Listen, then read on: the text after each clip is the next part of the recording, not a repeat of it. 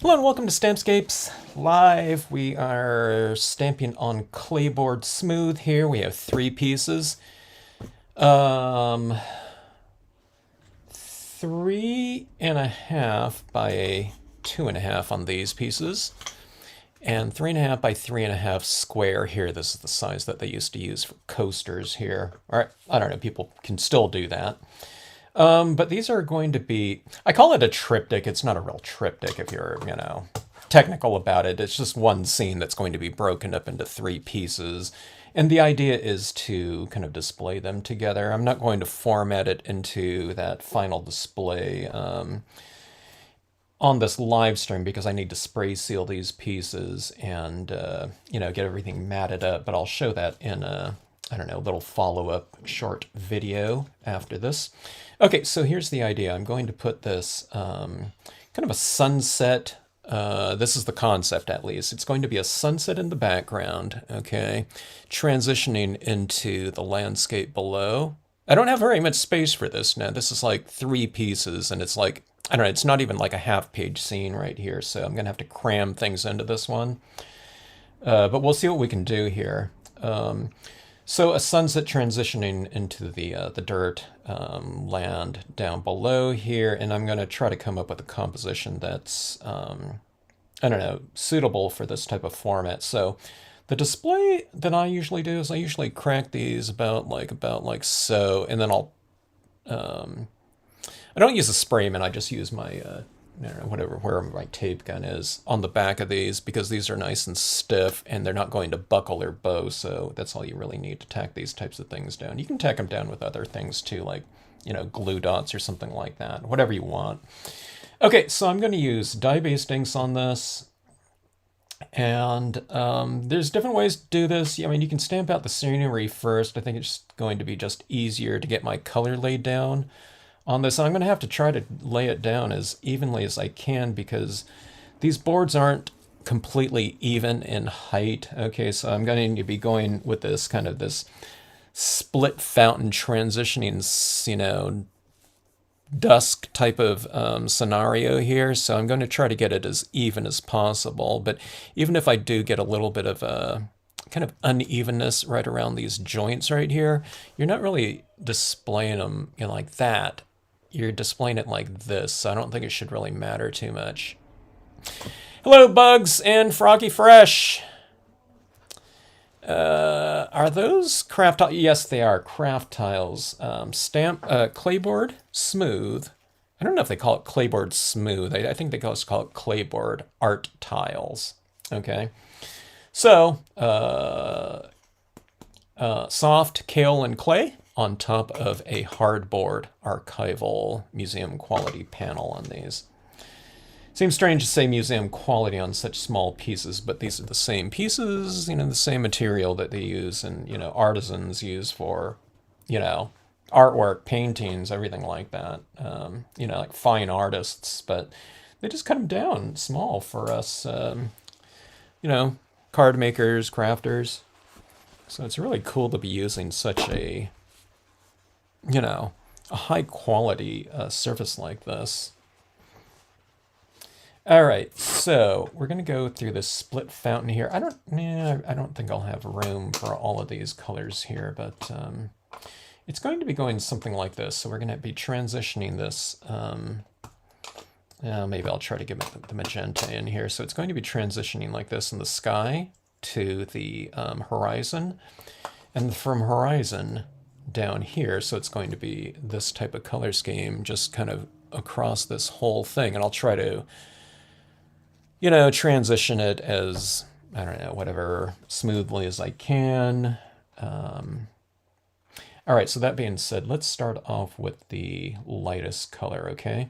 And this lightest color is going to be, I don't know if I want this bottom part to be too yellowy. Let's just see how it goes, okay? But this yellow will be all throughout this whole upper area, and then this color, and this color will be right on top of it. So hopefully we get a nice rich color glow working. And the way you do that is you have these colors underneath the incrementally darker one, okay? Now I could have put intermediate colors in here, red or something like that. But I'm only working with like I don't know, like 1.5 inches here, so it's not very much space. Okay, so let's see what we can do here. Okay, so this is brilliant yellow. Let me see if I just have a regular yellow here right on my desk. Now, if I just use a re-inker, it's just going to be a little bit faster.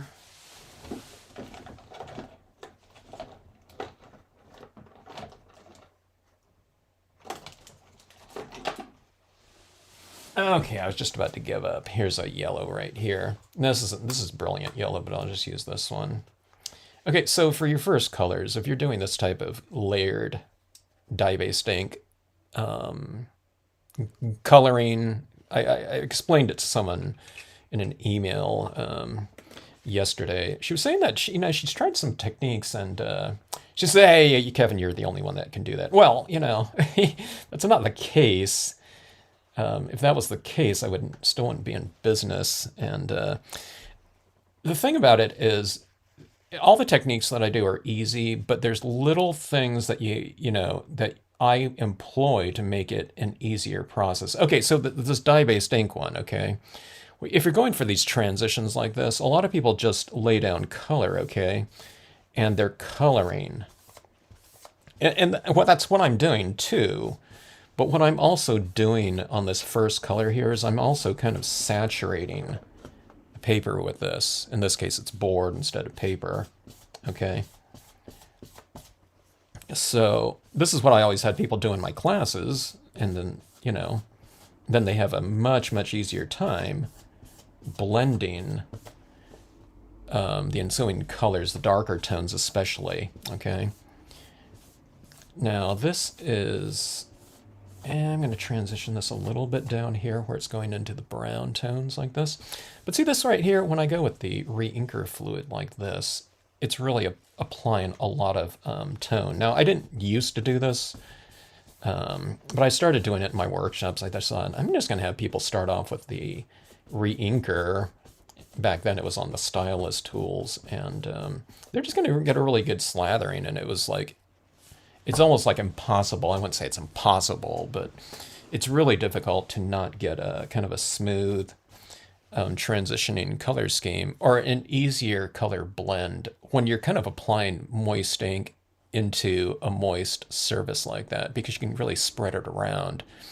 Whereas if you're doing it on a dry piece of paper like this, that's going to be fixed like that. But now on this is a little bit more saturated. Okay, so anyways, so on the little tweak that I'm talking about here, it's just laying down enough ink in your first color that you use. And that's the entire kind of concept of it was mostly the dye-based ink on glossy paper techniques, which is the majority of my lessons on this channel. Hello, Cynthia. Good to see you. Okay, so orange. Now here's what we're doing too. We're going with the orange right here. And I'm going to be blending this. From the yellow, I was kind of blending from right at here, and I went up top like that. But now I'm going to be going from the top down. Okay. This looks like a little bit dry, which is not a bad idea here. Now see, we don't want to go with the same slathering with every single color, otherwise it's going to get, super saturated, and this surface isn't going to accept any more ink because it's completely saturated with the previous colors, okay? So you want to just, kind of apply it in a slightly drier incarnation so that we're not super soaking this surface right here.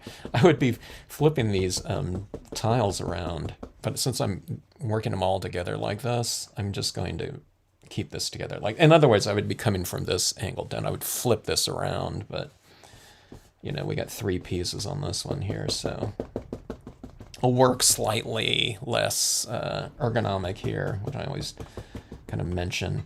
Okay, now, speaking of that, see that? I got a little bit of that yellow came off here when I was wiping this too much, so let me see here.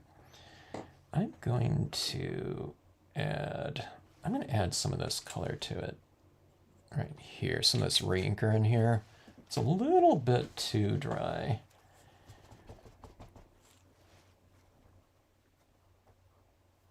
My pad's had it right here. I don't know if you can tell it's completely flattened here, that foam in here. So it's not suitable for impressions. It hasn't been for a long time, but it's suitable for just dabbing in there like that and, you know, applying ink. So I keep it. There's techniques, though, for the Marvy pads that people use to replace the foam here. I think it's Crafter's foam or something like that. I thought it was the Ranger Crafter's foam or something like that. Let me move here. Let me move these ones out of the way here. This center one. Maybe this is the technique.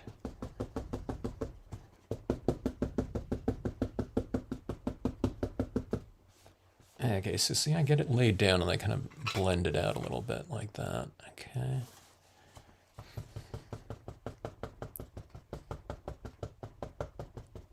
Yeah, that weather was pretty crazy. We even had some more rain today. I thought it was done, but the last day of this, whatever, atmospheric river, or whatever they call it, we had quite a bit of rain and snow at the higher elevations here in Southern Cal. Believe it or not, in Southern California there is snow. And ski resorts. So I was watching those a lot last night. Even up our local mountains around here in San Diego. Got quite a bit of snow. Okay, so this is what we're looking at right now. So we have a pretty decent range of tones in here. I mean, there's like a little bit of a darker orange, kind of mid-tone, yellow orange right in here. And then, of course, just the bare yellow right here. If you just joined in, thanks for hopping on and checking out the vid here. I'm doing a triptych here, and this will be one scene kind of divided up like that. I'll mat these off, but they're to be displayed as one piece. That's why it's not really a triptych. It's not like three, separate compositions. It's going to be like one composition just kind of divided up like that. But it makes for a pretty dramatic presentation of your pieces like this. So it's pretty cool to do that. And when you do this too, you just kind of, you put it on one mat. You don't have to mat each individual piece like this. I think it's just, you know, I usually double mat, and I'll double mat. Instead of double matting one single piece, you're just putting three separate pieces on it. So it's really fun. It's a really, I usually do this with smaller pieces. This is the largest piece I've ever done like this. As far, I think. But I usually do it with like the domino sizes and just doing it with one large stamp. I'll do this type of thing like this, and then across one stamp, you know, I'll put my tiles on it, smaller ones. But I thought, let's give this one a shot right here. This little larger one. Okay, so this is plum. You can go with the red or something like that, or if you want to make it more kind of earthy, you can go with the brown. Okay, I'm kind of dabbing instead of streaking because I think at this point in time there's quite a bit of ink up here. So maybe I will streak. I'll streak really lightly. It was getting a little really uneven up there, so I thought let's put in a streak. Now, this ink is starting to really kind of build up on here. So if you want to, you can also kind of heat set periodically. All right, my paper towel's really fraying here too. It's leaving little bits. But you can heat set and, you know, dry your piece off a little bit.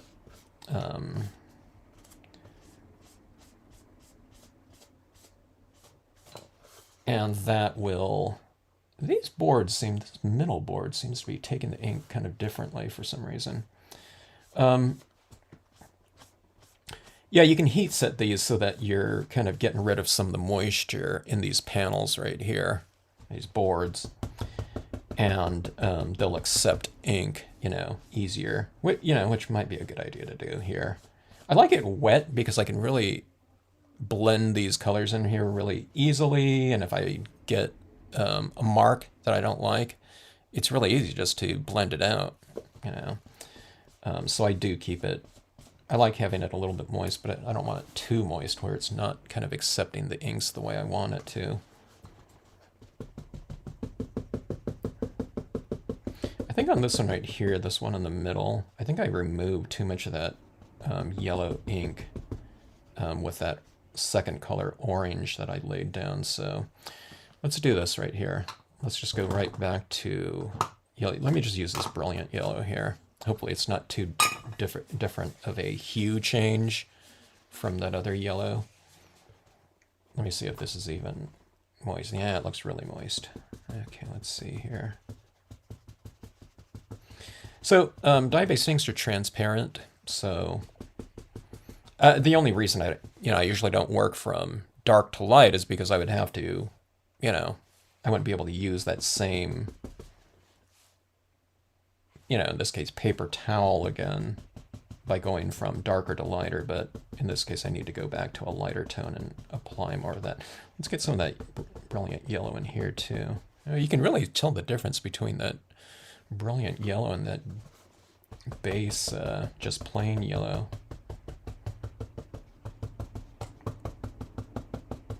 Okay, now these colors are going to dry dull because this is a absorbent type of material here. It's clay, so it's absorbing pretty good, but once you spray seal it, it really brings back all that deep, rich vibrancy into the piece, which I really like. All right, so I think that's, can you see that brilliant yellow right in here? And I use that brilliant yellow up here too. Let me go with a little bit more here. See that right there? See that rich kind of glow that we have? All right.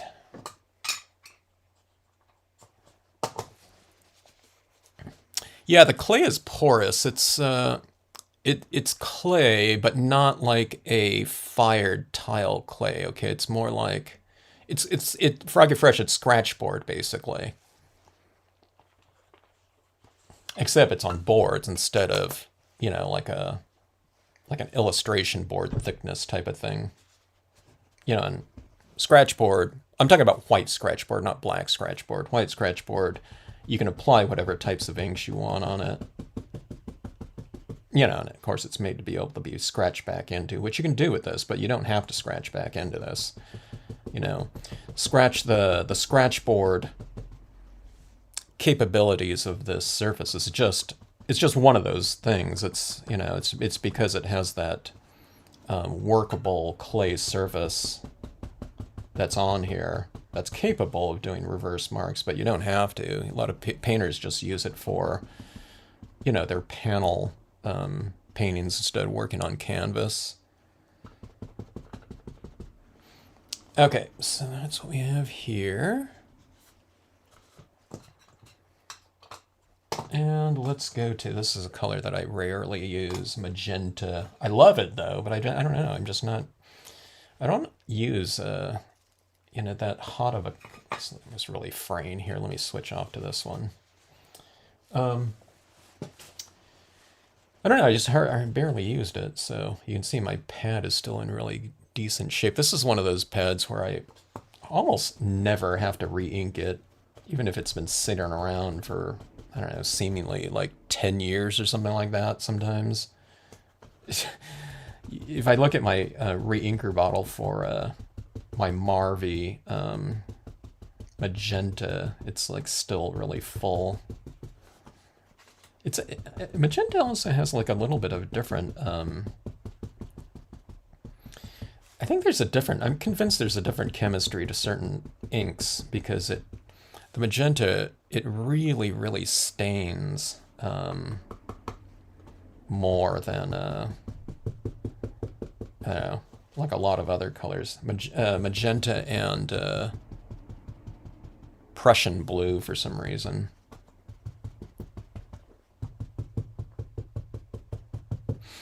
All right, that is that. I'm gonna use a Crimson Lake as well here.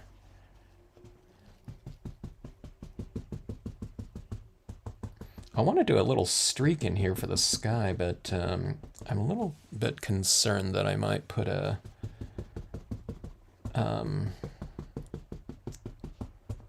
like a subtractive mark into that color right there. Should I try it? Let me give it a try.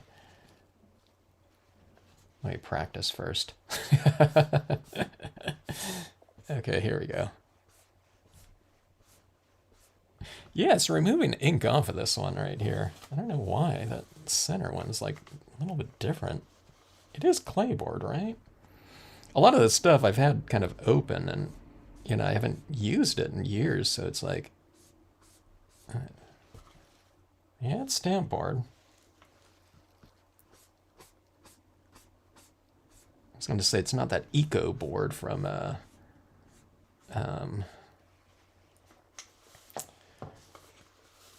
Rubber Stamping Depot, is it?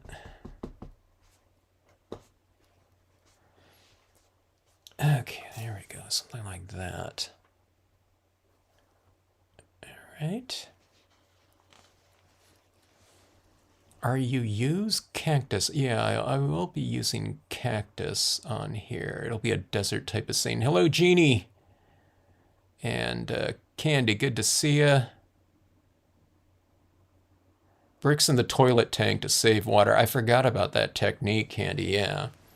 I remember that too. Hello, Bonnie. Hello, Cecil.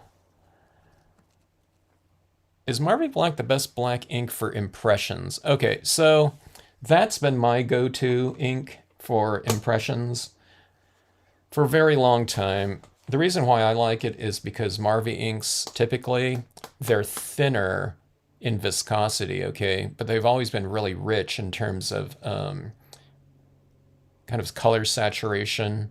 I don't know what you call it, but it's like the pigment to binder ratio is really high in Marvy inks. I don't know if it, from a, I don't know, what a micro kind of level, it seems like, you know, dye-based inks work by staining surfaces, okay?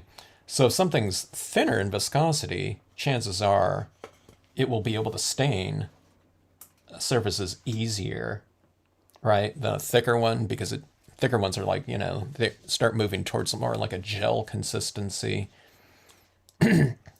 So I've always liked the Marvy.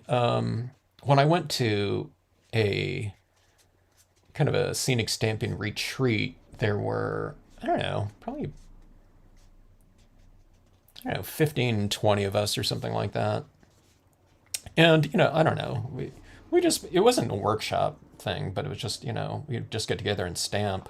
But anyways, yeah, the question came up. I don't know, different questions would come up.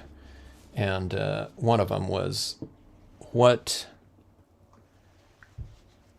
is everyone's favorite black ink? And we just went around the room. And, oh, I would say, like, there were probably 5, this is 20 years ago, too.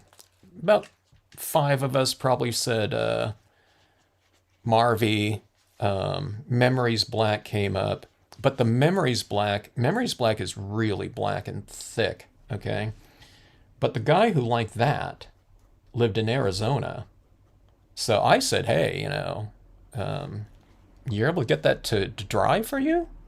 You know, you stamp out your scene and then color right over it. But Arizona, you know, the weather is like a lot different. You know, it's a lot more arid out there. So you get things drying so much faster there. And this is Peach Bellini that I just do. I mean, not Peach Bellini, but pale orange. Use any kind of warm tone right in here. I thought that would be easier than just going straight in with my kind of medium tone brown right here.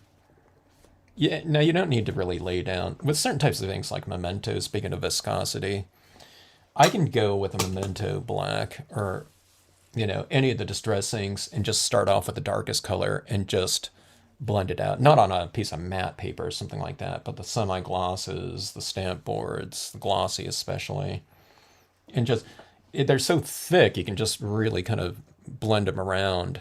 You know, you might have to get a good slathering on certain types of brands of papers, but by and large, they blend out really good. Okay, but the thing about it is, you know, going back to viscosity, sometimes if I lay down colors like this in the background, and especially if it's on like a piece of glossy cardstock,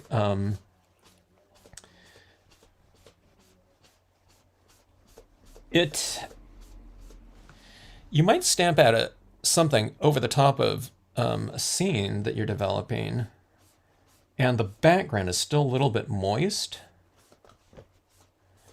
and it looks fine when you stamp it, but like overnight or something like that, it's like the ink keeps moving a little bit, and you know, I go to it the next morning, it's like it's a little bit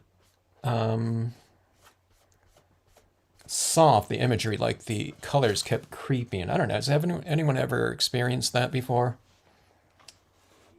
Where it looks fine, then, you know, it just, the ink kept moving overnight. I'm going to use some of this brown up in my sky here too. See that kind of more, that earthy kind of look here.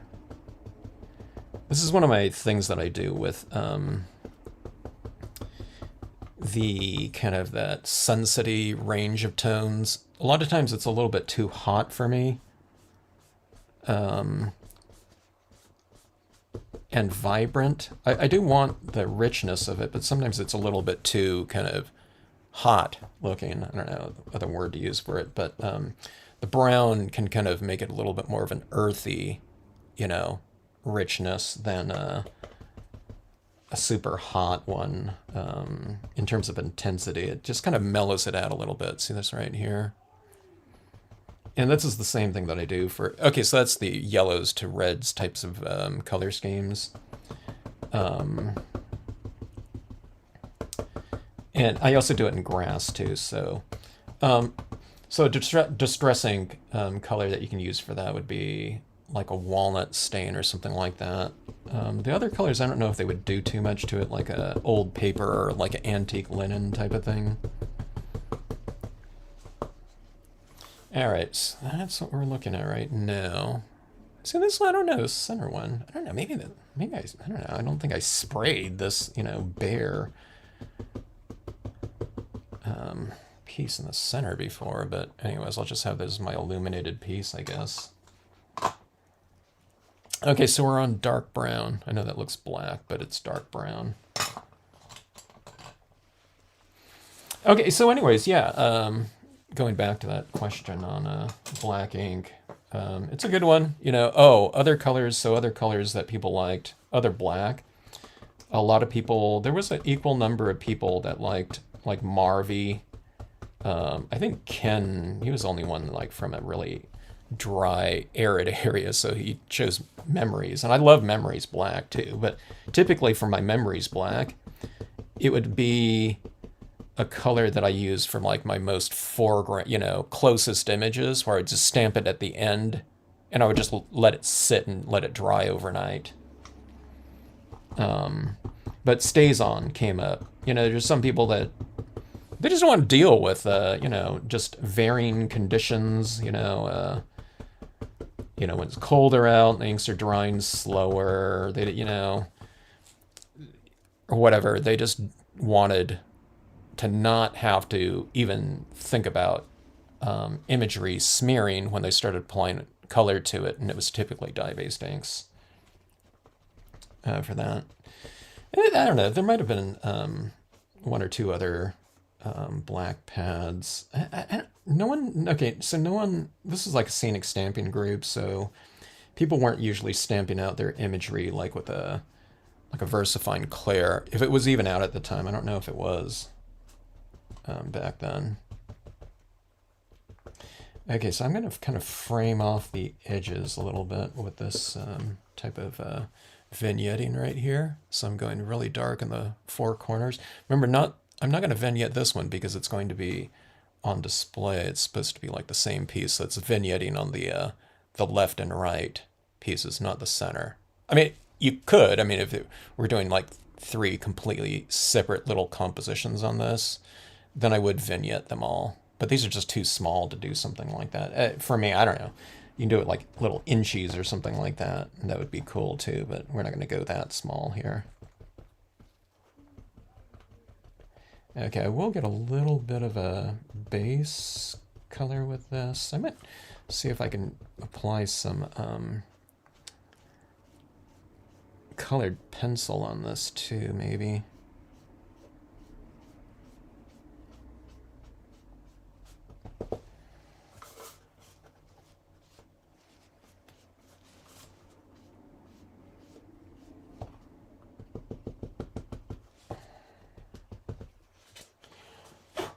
I don't know why my paper towel seems to be getting... Oh, my paper towel's getting chewed up on this one. It normally doesn't do this right here, all this fraying. It's because I'm... Instead of on a piece of, like, cardstock, I'm going over this hard ridge on the edge like this of a board. See what I mean? So that's why my paper towel's getting extra chewed up on this one. Okay, but that is my kind of background foundation like that. That's going to look a lot richer too when I spray seal it with a clear spray. When you do all that type of base layer and layering of your imagery, I'm going to use this on here too, I think. It really will glow nicely because all of that yellow, for example, is underneath all these darker tones up there. California is now swampland. Yeah, definitely the wetlands in certain area. I want to go see some areas that you normally don't see kind of filled up with water. So we have this local lake here, and I was telling my son, I don't know, they were doing some. It's a it's a man-made lake. I was telling my son, yeah, the last time, there was some water in certain area. That was like a really long time ago. Okay, so that's the altocumulus cloud. I'm wiping off this bottom portion. So it's going from dark to light down there. So I'm going from wet to dry down here. So I'm wiping this off. I mean, you don't have to, but I'm kind of reiterating that lighting scheme, like dark to light, by going from wet to dry down here, okay? Let's see, how far did I go down here? About like that. Okay. There's a little bit of recession right there.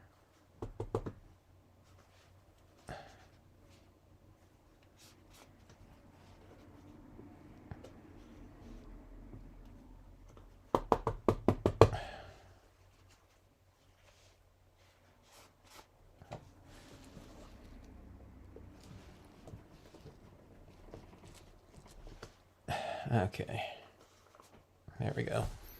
So, kind of looks like a desert sky, maybe.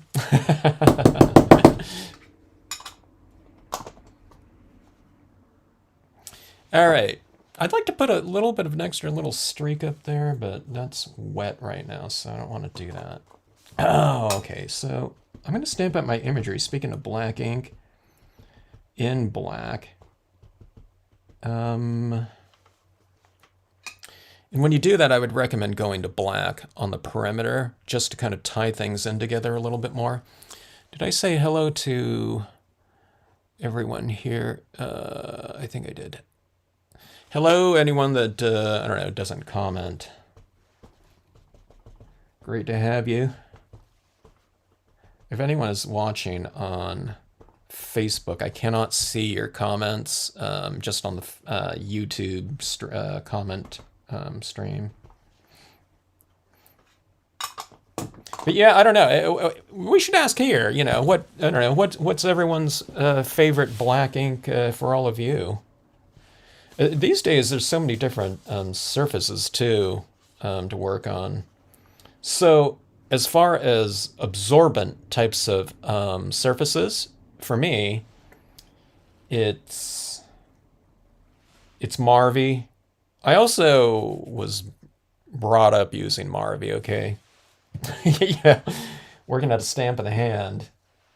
And it was pretty much like the only. Okay, so now that I think about it, so someone reminded me of this, I don't know, like a year ago on a live stream or something like that. But they said, hey, you used to use, that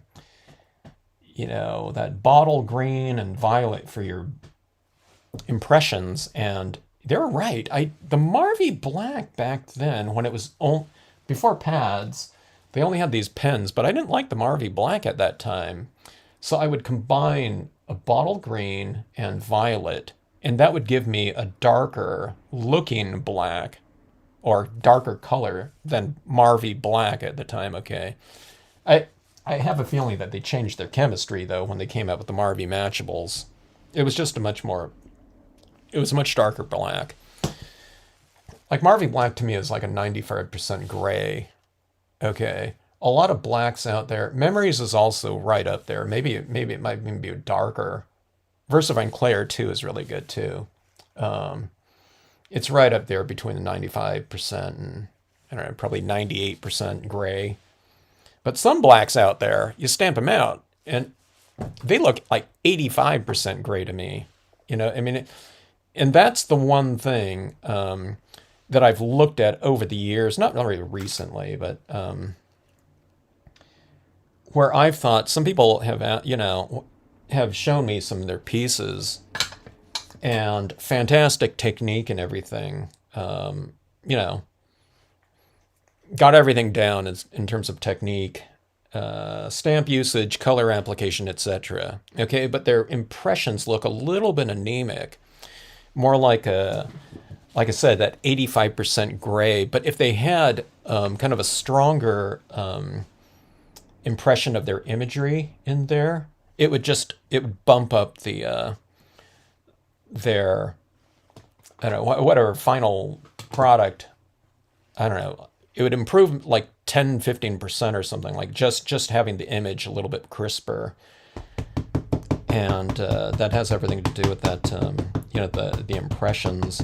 Okay, so I'm going to try to stamp these right now. I am a little bit worried about this little intersection on here. Unless I can do this. Okay, so sometimes if I'm stamping over a seam like this, okay, and I'm worried about it not stamping out in here, okay? There's going to be like this gap of impression. It's going to go impression, miss spot on this one, and then impression over here. So sometimes what you do, if I can kind of figure this out, is you go with tiles to stamp instead. Okay, so I'm going to do, here, let me just try this right here.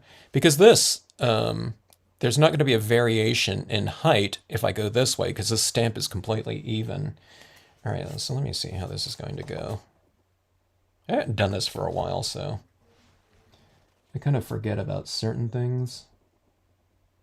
And this is what you do too if you're putting, like, sometimes I use like the Seaside Cove over like 3 things, and the tiles, are going to be smaller, especially from the larger Seaside Cove than the smaller tiles. So I take tiles and I put them on the stamp and I make my impressions this way. Okay, so see this right here? I don't think there's going to be a gap in the impression here going this like this.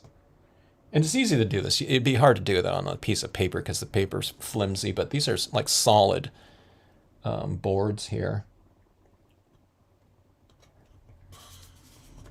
Okay, so we got that. And so see that like that? So you don't get that little gap in between, okay? All right, let's see.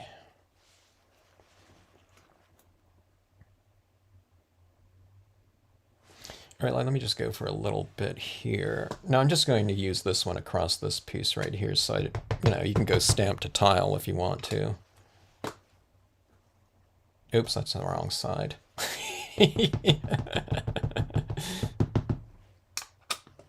I'm still learning, how to stamp here.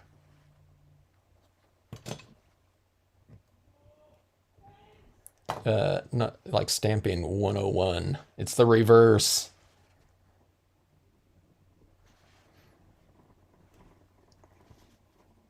Okay, so I'm putting these on the left and right side, just, for balance here. Okay.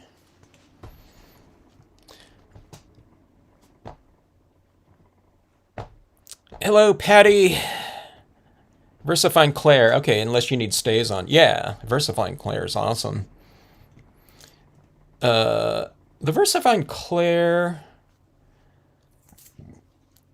that would be my choice for matte and semi-gloss cardstock. Sometimes even with glossy cardstock, if you're fine with letting that Versifying Claire like sit around and dry for like a couple days, for me out here, but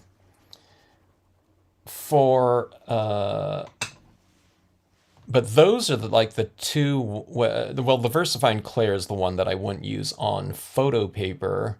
I just find that it doesn't dry for me at all. Photo paper and things like foil cardstocks. Now I get some people trying that, just because they love that, Versifying Claire like I do. But it just doesn't dry for them. And all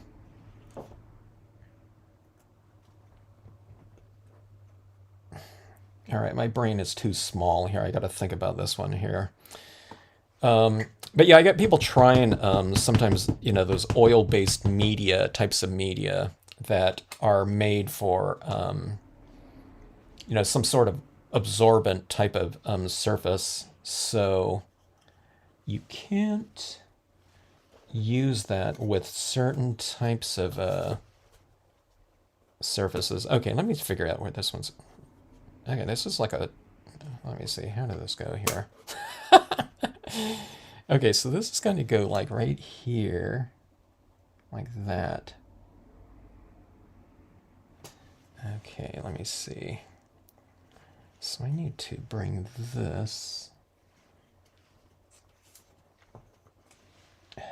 I think my little brain is about to explode here. Okay, so let me see.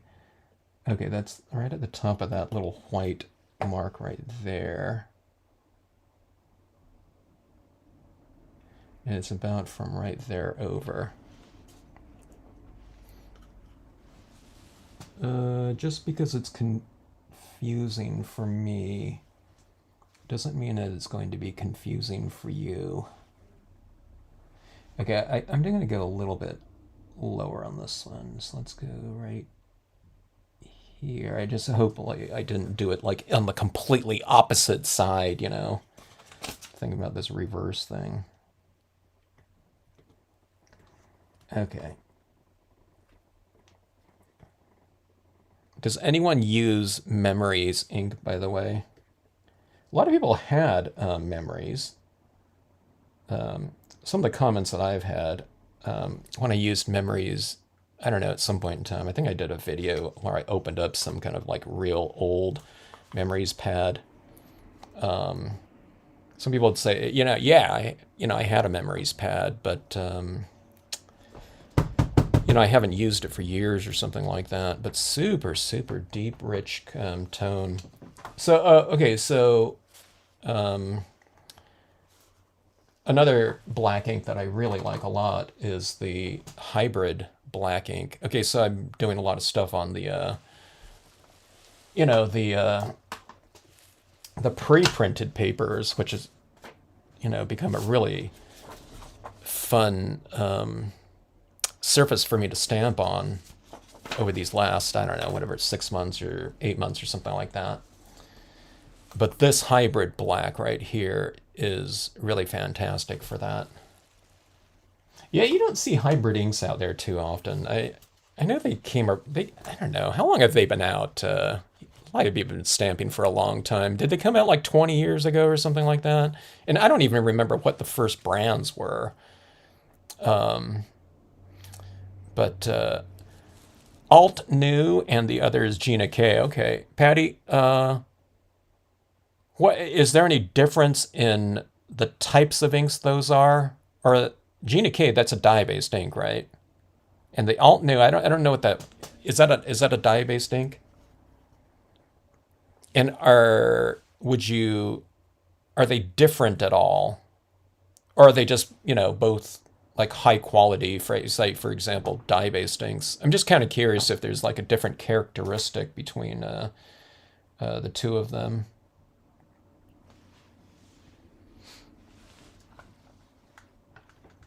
And I think, isn't it the Gina K? Doesn't Gina K have like one? Do they have one pigment ink, or is it like a? Was it a solvent ink or something? I don't know. I forget. One of those brands had like a one ink within their range that was, I thought, different from the rest of them. I forgot which one it was.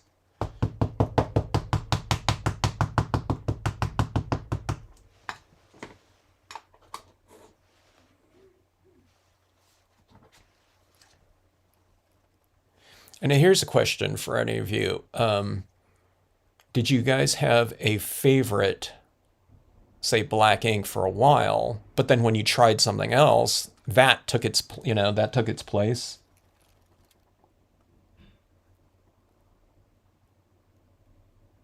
So for things like Copic markers too, Copics became huge, I don't know, like 20 years ago or something like that. And then that's when I think people stopped using things like La Plumes and Tombow watercolor markers, dye markers. So the StazOn ink you couldn't use with the Copics, because Copics, dissolve like solvent-based types of inks, right? So I think that changed things for that. That's when we had to start thinking of different types of compatibilities because, up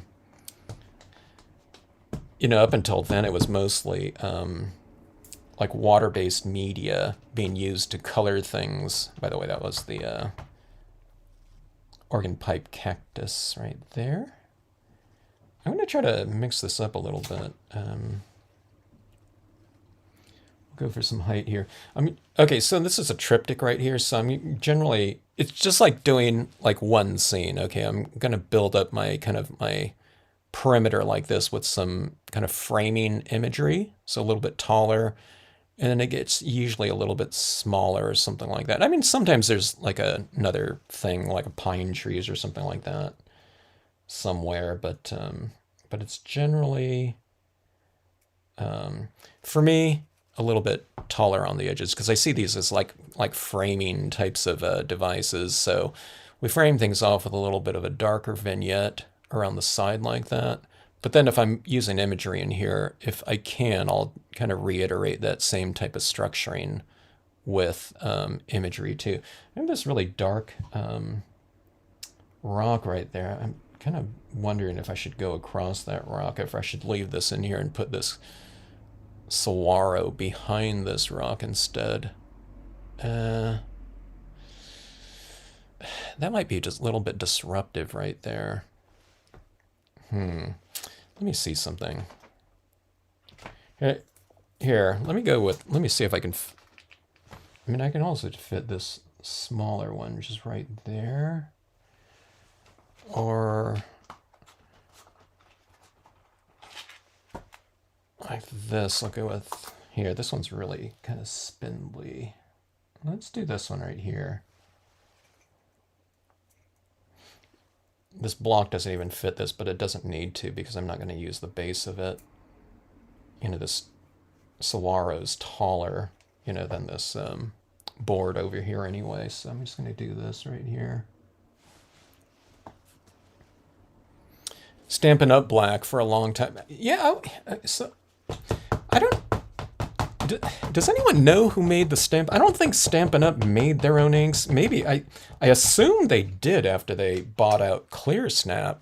Because ClearSnap was they made inks. I don't know if they made too much dye-based inks after the vivid pads. They started, I don't know, it seemed like their thing was pigment inks, you know, the color boxes and all that.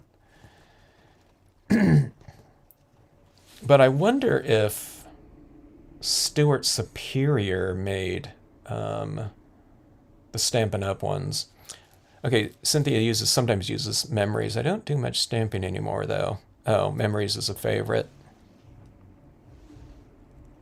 How do you display what you're doing now? I mat it on one piece. So you mat it like you would, like a single card. So I'm usually not doing like, I'm usually not doing like folded card. I mean, sometimes I'll do a folded card, especially with the reflection or horizon cards. You know, those for me are a lot of folded cards.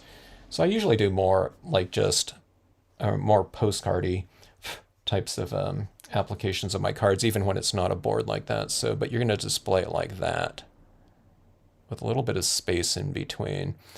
I didn't leave any too much white in here, but we'll see what we reveal with white in here later on. And if I reveal some white in here, I'll mat it in white. So it'll be like the little highlights or, you know, kind of light. But if it's still kind of this more creamy look right here, I think I have like a beige piece of paper around it. I'll go beige with a really tiny little sliver of a kind of exposure around the whole thing. You know, just on one piece of that. And then I'll put, I think for this one, it's gold all the way, mirrored gold, like around like that. So I like it. Saying I'll do that on a separate little video. I'll show you guys what I do to finalize this piece right here. Okay. So, all right. Do I want to go with another thing going over these two pieces right here? It's kind of a... Here's a Ocotillo here. I don't think I want to do that right there, just with a little bit of that Ocotillo going in there. Let's do another Saguaro. I want to kind of bring it like right on the seam here so I get, you know, some of that image going in and out of that, but maybe not. If I do that, it's not sharing enough of the image, you know what I mean, where I'd go way into it like that. So let's do this right here and create some depth, additional depth.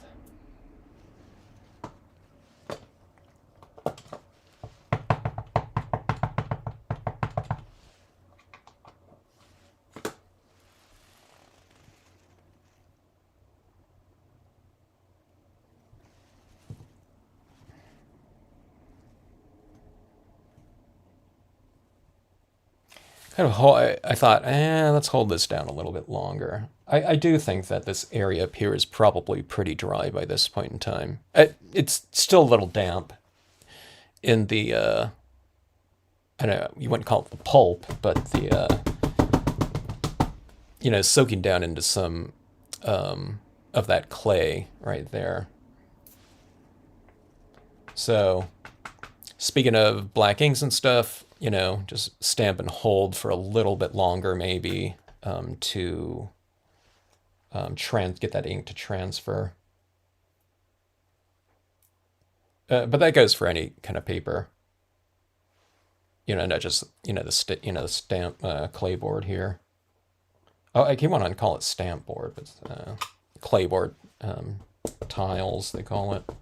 I'm not sure if they call the 3 by 3.5 by 3.5 square one, if that's called art tiles, or if it's just Claybord. All right, let's mask off these background rocks a little bit.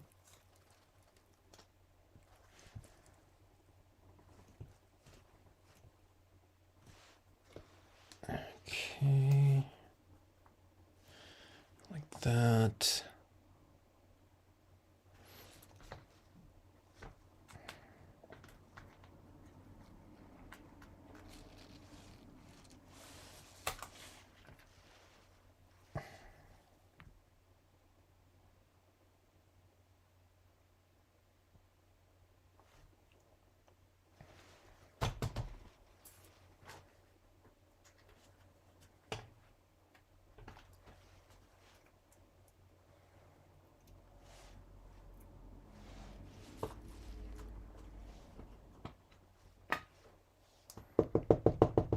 Oh, they're both permanent. Oh, wait a minute. So are they both solvent inks then, Patty? Let me see. Black is a pigment ink.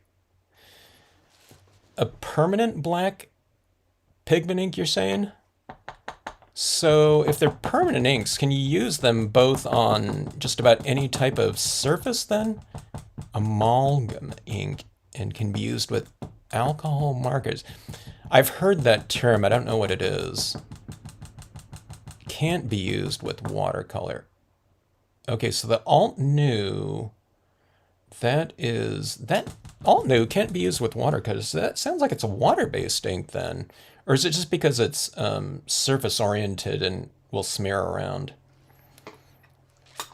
So see those characteristics, that's new to me, Patty.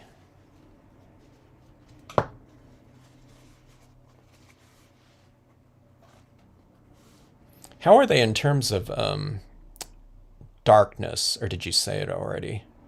Hello, Sharita. Sharita, did you get your stamp board in, or your clay board?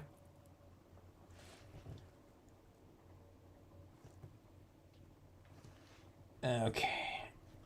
Organ pipe like that. We're building out. So Sharita, this is on Claybord right here. So it's going to be like a little like triptych piece. I've been wanting to do this, but then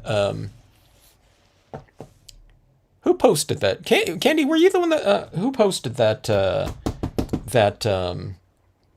that stamp board? Those little mosaic pieces on the Facebook group.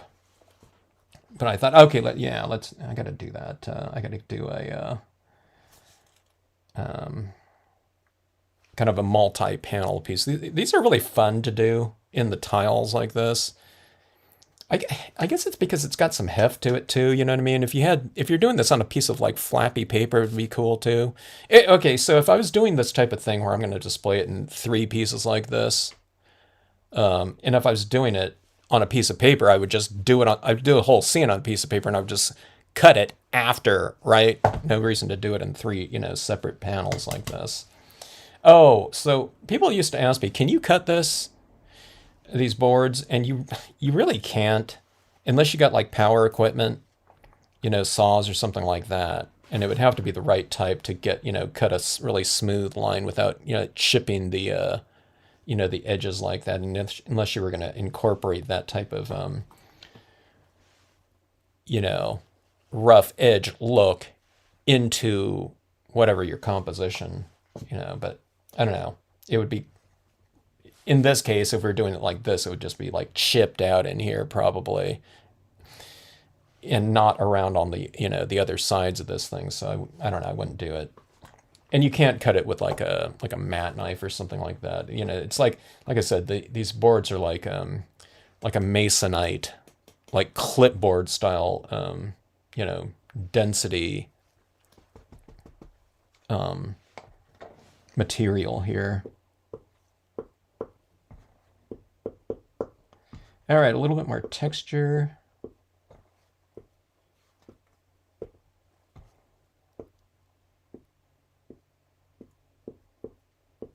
I'm leaving this little area open here for my little subject matter. I've been really enjoying doing that dog walking couple.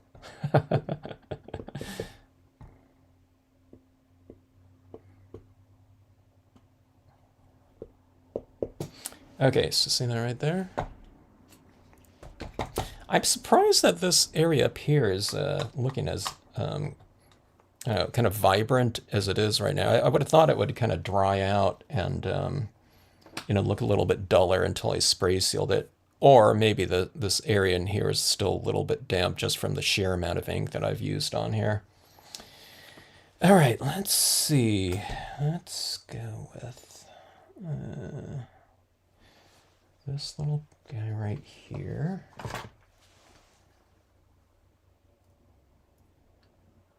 This is an Ocotillo.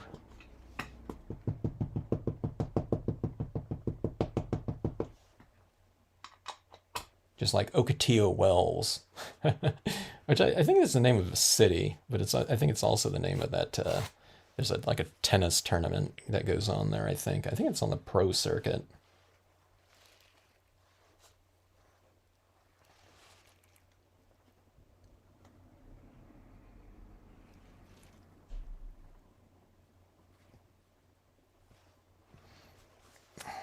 Okay. And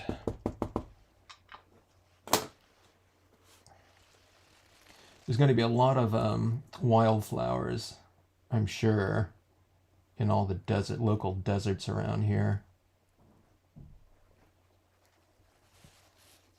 Well, deserts, I don't know, anywhere where we've gotten a lot of rain. Okay, and let's see. Did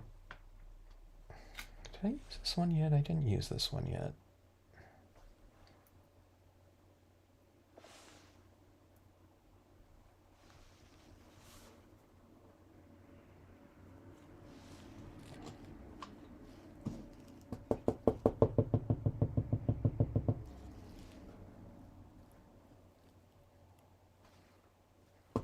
Oh, that's dark brown right there. Oh. Let me see how this dark brown might look here.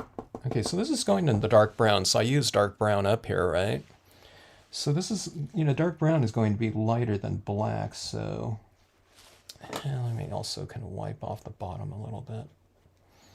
I just want some kind of real distant looking type of imagery. We'll see how that looks. Yeah, it looks pretty good. So when you when you do these colors like this, you can utilize the colors out of your color scheme when stamping your imagery in there, and it'll look integrated. Now, I only did one in that tone, so you need to do more in that same color scheme. But this is going to be a little bit lighter than black, but it'll be integrated from a, I wonder if I can get a second impression out of this here. Let's give it a shot. It'll be integrated in terms of the color scheme, though. Yeah, looks okay. See, like that, so you get some so that's a little bit darker, and that's a little bit lighter right there. But see, if I did that in black right there, it would kind of be a little bit obtrusive, I think, to this image right next to it, so it pushes it back. You can probably even go, lighter like this, like a third impression back there in the distance, but I don't think I'm going to do that, because I really want those little, I don't know, whatever, strolling couple to be, to stand out a lot in here. Okay.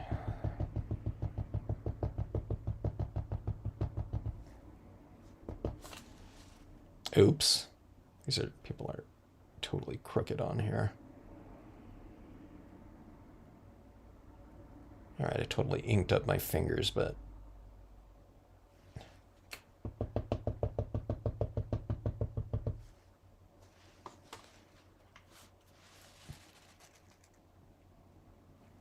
all right, let's see. Where do I want to put them? Let's put them right about like so.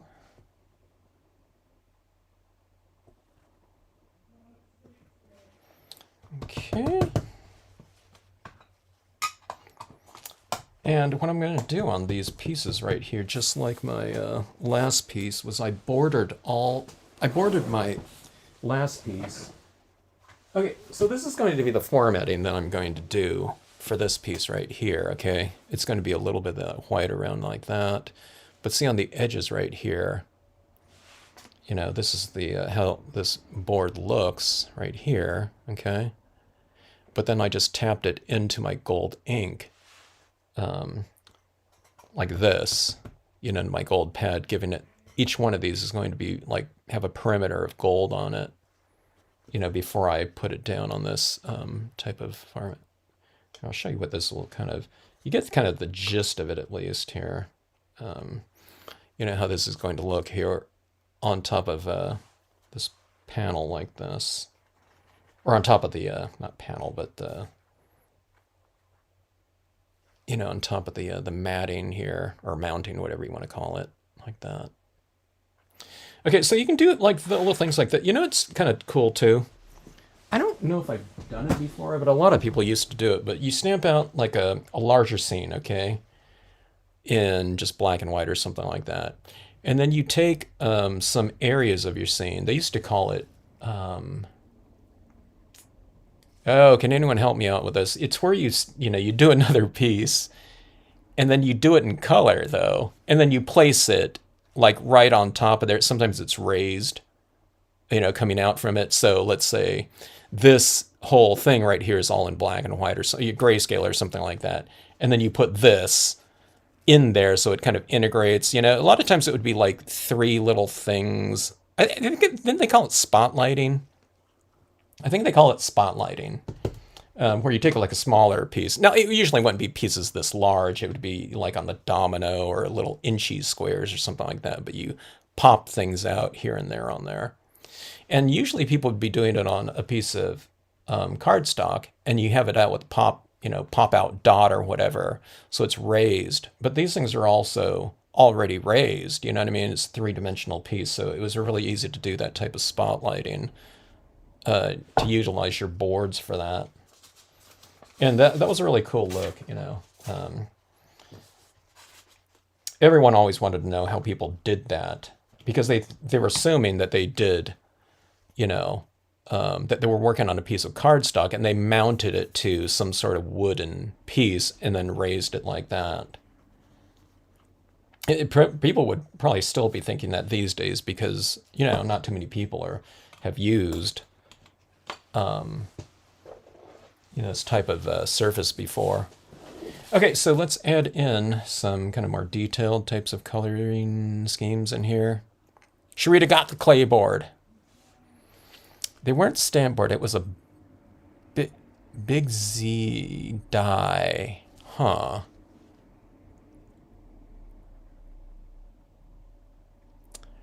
They weren't I thought it was the boards there. That was awesome, though. Everyone check out Candy's stuff in the Facebook. Or I'm not sure if you post it to your personal profile, too. But yeah, that was awesome. How many pieces were in there? There was a lot.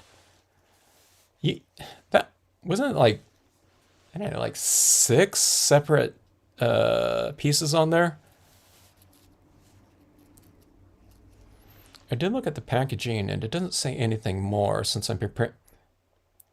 Yeah, these dye things, like that hybrid ink. It doesn't say what type of ink this is. I'm talking about from the manufacturer, not from the the seller of this, because they didn't know either, because the manufacturer didn't want to tell them. But it's a mixture of hues and tints. But we need to know if that's oil-based and water-based, kind of mixed together or something like that, which I assume that is. Okay, so going in with some brown right here. And adding in some shadow work on here. If I'm going to add in anything else in here, I need to do that before I do the colored pencil, though. But see this right here, I'm just kind of adding a little bit of shading work into these rocks. Okay. And see these rocks right back in here. I'm going to ground them more with a little bit of shadow, like so. Like that. It's just easier to do it with colored pencil than it would be to do it with ink. You can use your Copic markers would be good or something like that. The Copics aren't going to smear the water-based imagery that's been stamped out here. I had to think about that for a minute. Make sure it's like, okay, I stamped this all out in Marvy.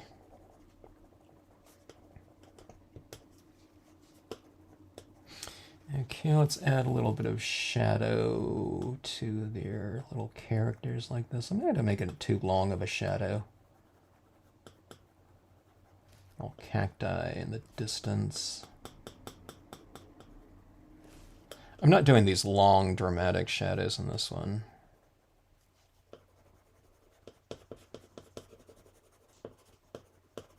Okay, this is brown. I'll use black on here too. To match the the imagery more, but I thought it gives me a little bit of a richer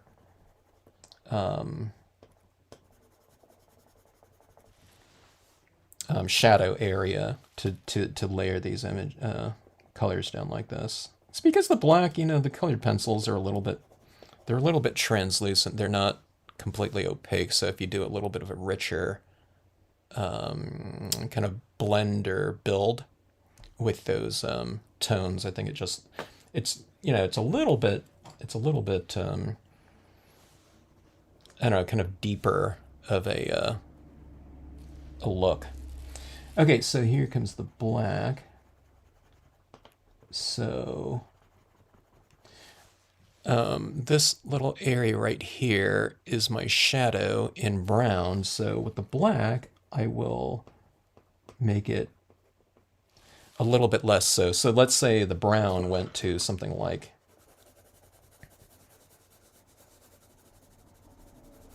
that. That's magnified right there, okay? Like something like this. So the black, I'm doing this, right? And this goes for all shadows too. So this is like this. And I'm transitioning it out like that. So it's, you know, this transitioning tone. So that black only went from right there to right here. And right here, it's just a really light shade. So you want to transition it like that. Okay, see that right there? I can't zoom in too close. My camera's going to go completely out of focus. So right around these rocks, it's just right at the base right here.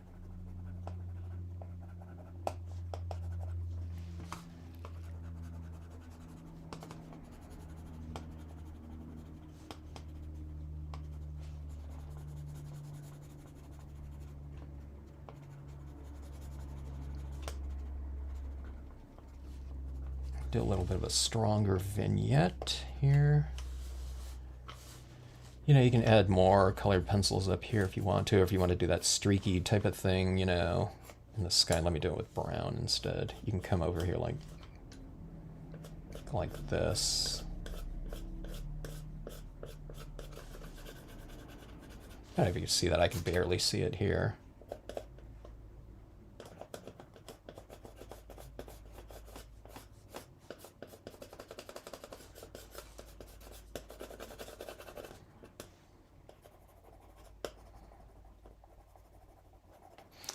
All right, so there's my little shadow work in here. Let's add a little bit more here. I like that, how this kind of tapers out like that. Let's do that from this side too, like that.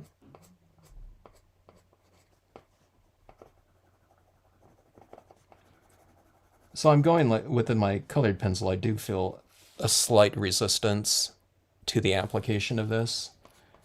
Especially in the wetter areas. It might still be a little bit damp in there. So it'd be like trying to apply something into a moist, you know, surface. So, you know, California's had a lot of rain. We were talking about this earlier in the live stream right here. And I think the weather does, you know, kind of make a little bit of a difference here. It's also colder in the house.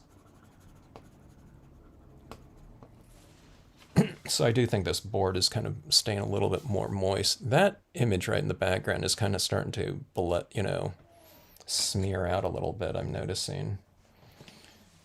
I'll scratch some highlights into it or something like that here. Okay, so let's do some subtractive work on here. This can just be a three-dimensional surface that you stamp on or paint on, whatever, and you can be done with it, okay? But this, I happen to like doing these little subtractive types of marks for highlighting. Okay, I can do highlighting with a paint pen too, like I usually do on non-Claybord types of things, okay? But, you know, it does have the ability for that, so I just like to utilize the capabilities of the surface. I mean, you can do two ways. You can do some scratches back into this and do some little highlighting or things like that too, some textural things, and maybe, you know, white would stand out a little bit too much, so I can use like a beige, you know, paint pen for some highlights in here, for some more subtle highlights if I want to as well. So yeah, I mean, people talked about this, you know, they said, hey, I forgot how to do those, you know, how to use that stamp board or something like that. And I said, well, remember, you know, you can just use it with practically any of the techniques that you already like doing too. You know, there isn't like a specific type of thing you have to do on these boards. Okay, so see that little white highlight right there? So I'm just scratching off some of that ink that's been applied to it, just right on the top of that rock like that, and I'll do some similar things right here in the foreground.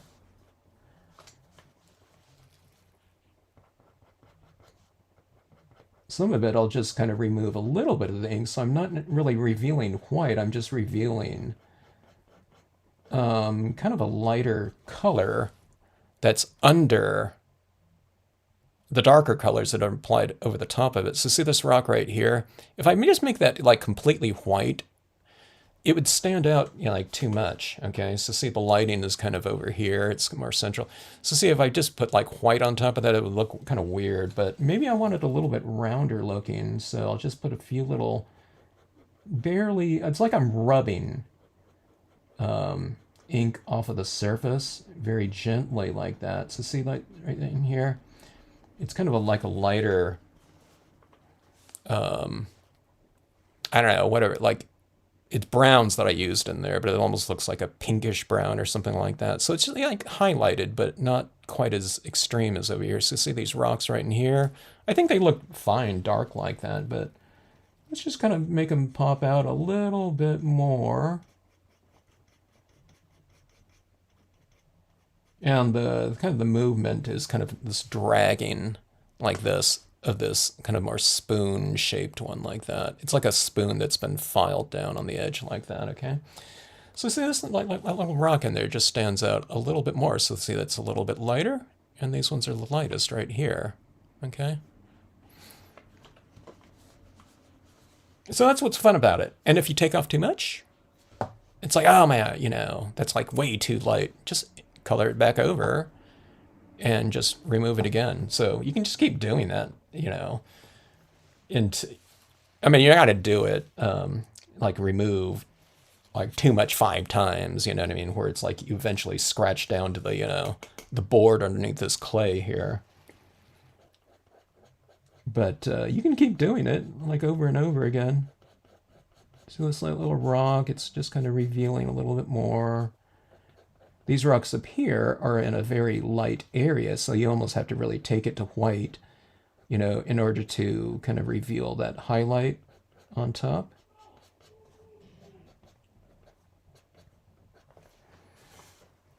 Okay, so you can see these little rocks right in here. I can be a little bit more aggressive with that. This rock right here is, let me see, is it the same one as this one? No, it isn't.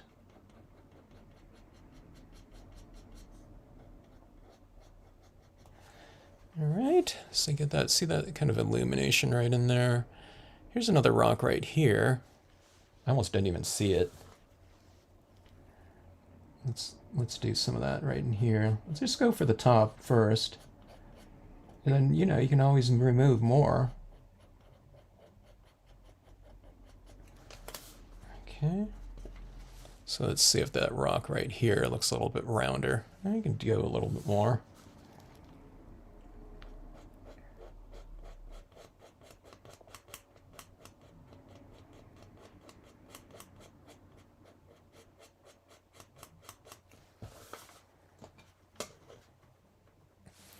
Just see that little rock right there is kind of glowing a little bit more. It's reflecting some of that light that's shining on the surface like that. I don't know if I need to really do anything in here, but let's just get a little bit of a like highlight down here just to kind of play around with the surface a little bit more. So I've talked about things like oscillating light before in this channel. So we're going from a little bit light, and then it goes dark, and then it goes light like that right here. I'm using my fiber brush here to give me a kind of a softer removal of some of that ink. It looks like you're barely, or it looks like you're not really doing anything at all, okay? But that's not the time. Don't go, you know, super fast with it and aggressive, otherwise you might be removing too much. But like I said, if you do, just color it right back over and scratch back, you know, the amount that you want to remove. with a brush like this too, if I want to. Oh man, I removed too many of these little pebbles down here. You can just stamp them right over the top and, you know, it'll be fine. It's when you kind of gouge into your pieces, like if I want like a really super developed like highlight in here, you know what I mean? I'm actually scratching into the surface, so if you scratch, you know, stamp something over the top of it, you know, there's going to be a recession where that ink is not going to get into that groove that you've applied like that.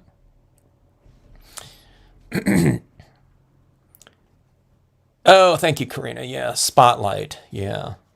I haven't seen people spotlight too much lately. I don't know. I've seen it over the years, though. Sometimes, occasionally, someone will post something where they've spotlit something. I love the spotlight type of things in their imagery.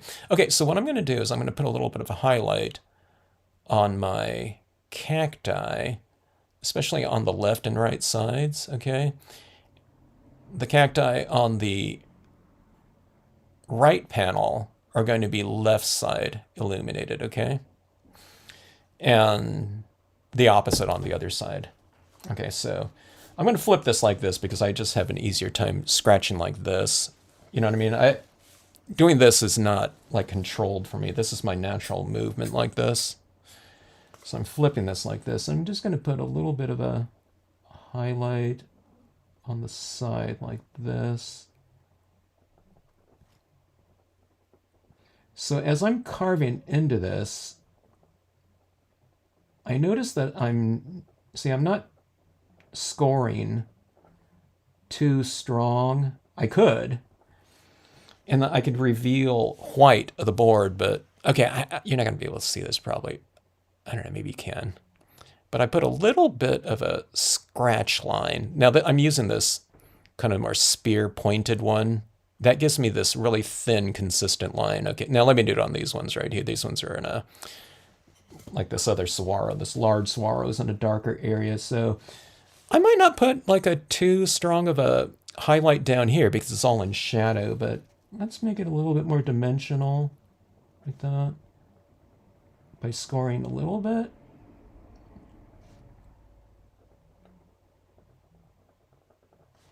And as I get higher on the saguaro, I'm going a little bit stronger of a scratch. You know, that where it's being illuminated by more light. Do the background one as well. I don't know. Let me see. Can you see that right there? Those little highlights on the side like that? You can kind of compare it to like this. Well, not really. It's not a saguaro. It's an organ pipe cactus. But you see these little highlights like that? See, it's hopefully it's reading on your screen that it's a little bit yellow.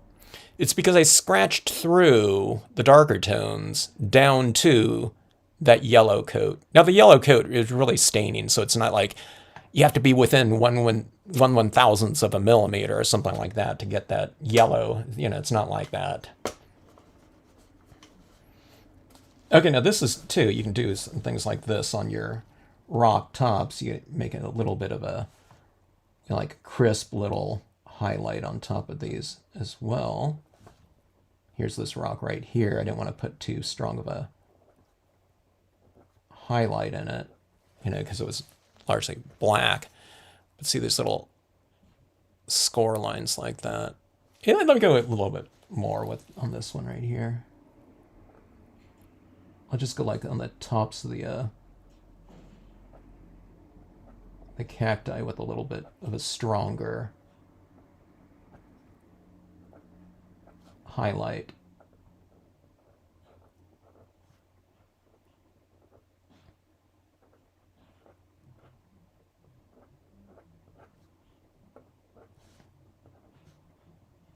I'm just doing it on the edge, but the saguaro does have these textures, so you can put in additional ones like that. So see that right there now?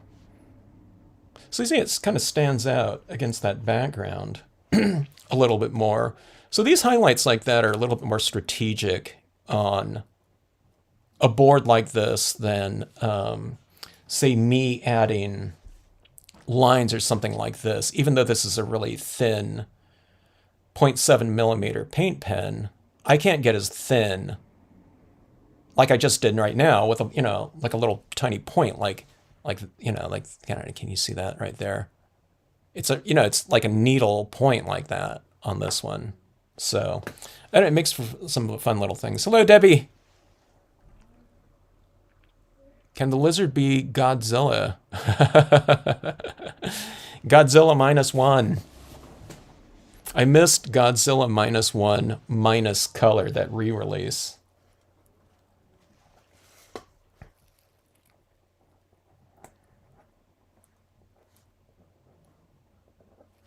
Okay, let's see here. Let's go into this middle one here. Should I make this a little bit faster here? Okay, so the organ pipe cacti. I don't think I want to put my like highlights on every single little, area of it. Okay, but I'll just get the kind of the gist of it. And highlights, like a light highlight with a yellow background, like a light yellow, it's just not going to stand out very much anyway, so maybe I'll come in here into the body of the cacti and just kind of give it a little bit more dimension like that. Like right in this darker area. Let's see right here. I'll just carry this little I don't know. Does anyone know cacti anatomy? What are these? I don't know if you call it you don't call it the trunk. I don't think you can call it the branch. I don't know, whatever. I don't know these things. Okay, here. Now I'm doing these little even scores like this. I mean, you can do more of like a sketchy type of, removal too.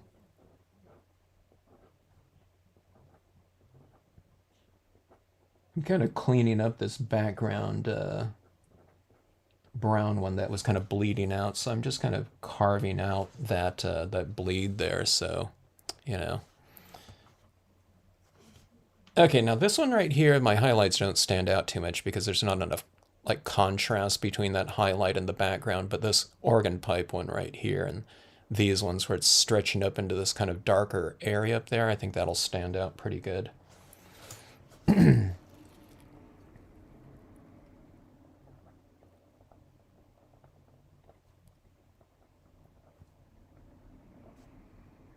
So I'm kind of getting my feel for this again. I haven't done this in a while, so I'm going with like a little bit of a lighter score at the base of it, and then I move up. I'm going to a little bit like a stronger pressure on this to make this top of it a little bit more, lighter for it to stand out like that. So I can, I can get it in one scratch. And let's do it on several of these right here.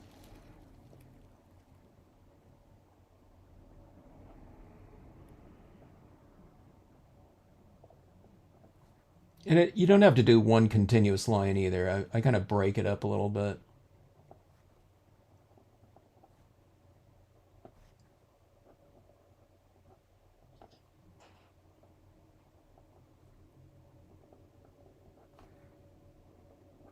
This one right here is like on the side of the, these ones are more on the tops, so you can kind of play around with it a little bit just so it's not so, whatever, repetitive, I guess.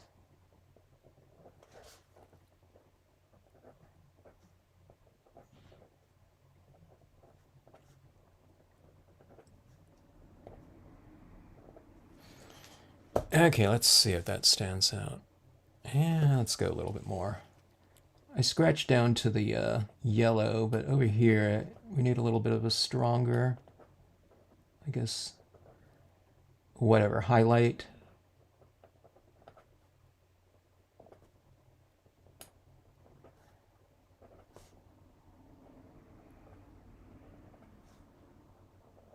So I've mentioned this in other videos, so I go a little bit more conservative with my first applications of things like highlights and shadows, and then I just get a little bit stronger as I go. Okay, so see that right there? So now this, to me, it looks a little bit more three-dimensional. Same with this saguaro right here. Let's go. This, here we go. That looks cool.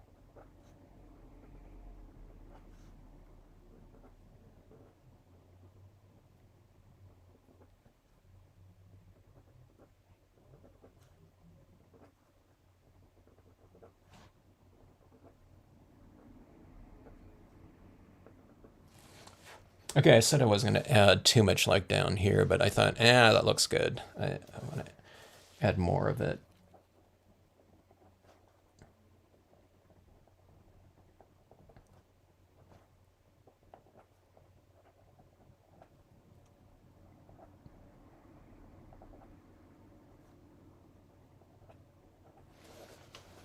Anyway, okay, so that's kind of our lighting scheme in there. So see these little scratches like this? So I call this like the reiteration of lighting. So this is like central light in here. I mean, it's coming from that whole horizon like that, but you know, for the most part, I vignetted this out right here, so it's darker on the edges.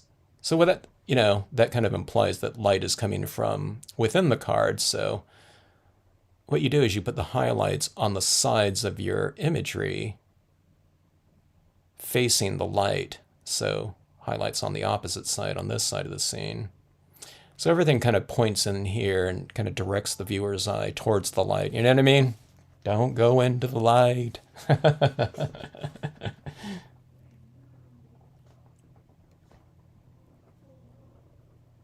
Can anyone name that movie? Without looking it up on, without Googling it. Okay, so here we go like that. But see that, yeah, it looks like so much more dimensional that way. So that's the beauty of, you know, stamp board. And plus it's, you know, it's dimensional too. So, you know, you get that nice kind of heavy heft to it. And it's really fun working on kind of a real firm kind of a panel like that. You know, be it small pieces or larger. It's got a different feel to it. Like I said, you don't have to do anything to it in terms of like the subtractive aspect of it. You could. Like you know, I really love doing that type of thing right here. I think it really kind of popped out that cacti. I wasn't quite sure, you know, how much to do on there, but I haven't been doing this for a while, so I'm kind of not really in the swing of it.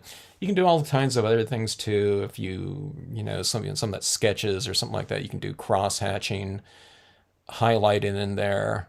You can bring all kinds of other textural types of things in here. Oh, so this is what we did, like small boards. I don't think I did ATCs, but I know I did 2x2s with the preschool class. And we did these, not this kind of this background like this, where I'm transitioning it from light to dark like this, but we did it where it transitioned from light in the middle, darker, and then dark on the perimeter like this.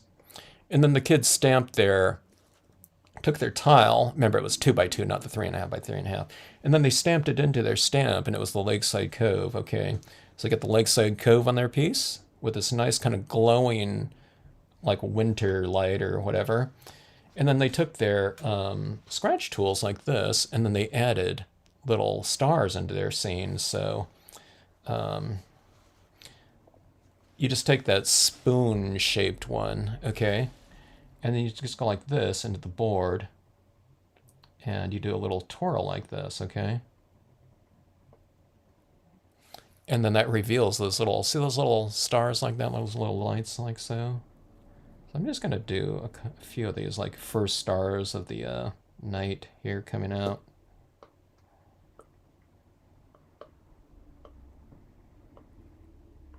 Now remember, we don't want to, you know, dig down so far that you're digging down to the you know, the bare panel. You're just kind of digging down like right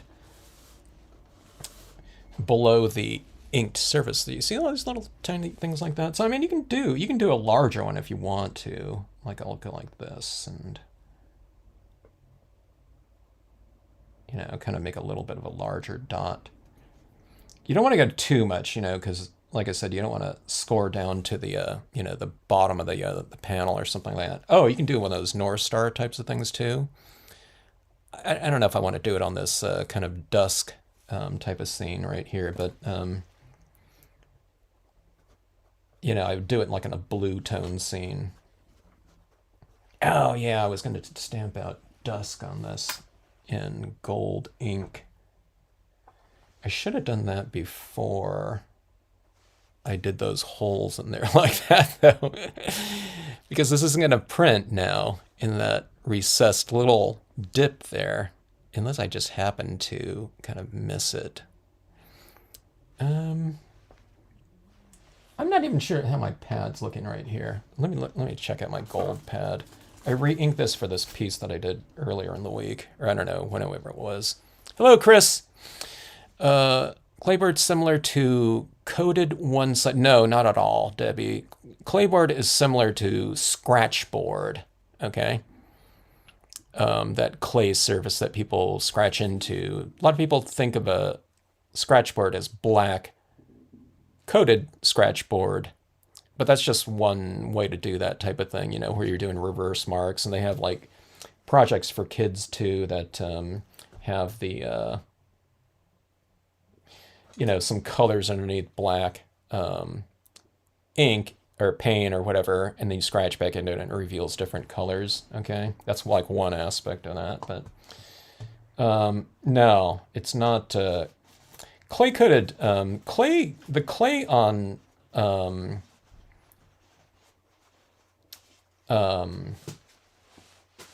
cardstock, it's a different one. It's just one that's really thin to accept printer's inks. It's not like a soft kaolin clay, which this one is.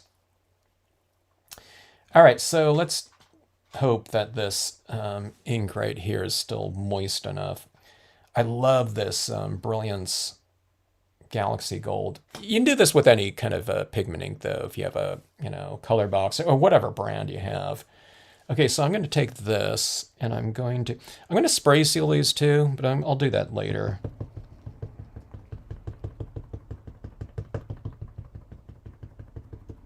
This Brilliance ink dries too fast though.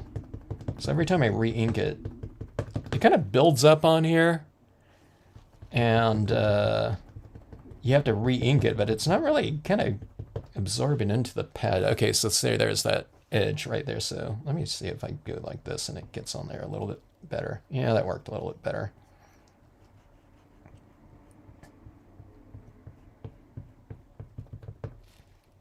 You kind of have to move it around a little bit because, you know, that edge there, you got to get it like into those grooves like that. Okay. I can never get rid of this glitter these days. It's all over the place. Okay, now, I mentioned this in my previous live stream too, but if you kind of tilt this like this a little bit, okay, like a little bit of an angle, I don't know, maybe not like 45 degrees, man, I don't know, like a little bit less than that, you'll get a little bit of this pigment ink. If you press harder too, you'll get more of it on there, but you'll get a little bit of a framing of that pigment ink on the front of it, okay? I don't know, maybe you should go 45, you know. Let me try to get a little bit more extreme here. I mean, it's not going into it like a 1/4 inch or anything like that. It's like a 32nd of an inch or something like that. But that kind of helps in the, it kind of, you know, I think it looks really good in terms of the presentation of the piece like that. I don't know if you can see that little bit of a gold. Here, I'll put my hand out there so you can see against something darker like that. But see that little framing? And then, of course, you have it on the edges like that, so it makes for a really rich-looking edging. I didn't get it too good on that. Let's go a little bit more on this. Okay, I'm going to try to avoid re-inking this, because every time I re-ink this and I just use it for one little thing, all of my ink is like completely, you know, that I've applied on there is kind of useless, because I'm not going to use this tomorrow again, I don't think. Okay, here's the 3.5 by 3.5 piece.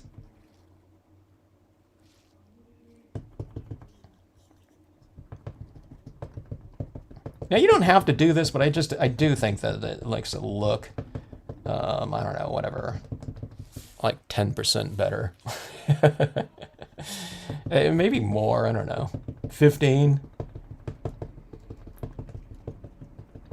If you have other colors of, I don't have a lot of colors of pigmenting, so I don't think I like have an orange or something like that, but you can go with like other colors too. I tend to like the metallics quite a bit, so with pigmenting, so I don't have a lot of different colors. I used to have maybe some more color box ones, but I didn't really use them too much. But I do like the metallics. So I often have like silver and gold. Of different brands over the years. Okay, let's go with that. I just totally got a smudgy little fingerprints right in there. But see, on this board, I'll just take my little fiber brush and I'll just kind of erase it. Here, let me get...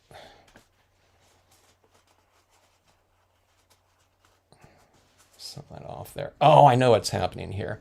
I was holding this like this, and that black ink was still a little bit wet, I think.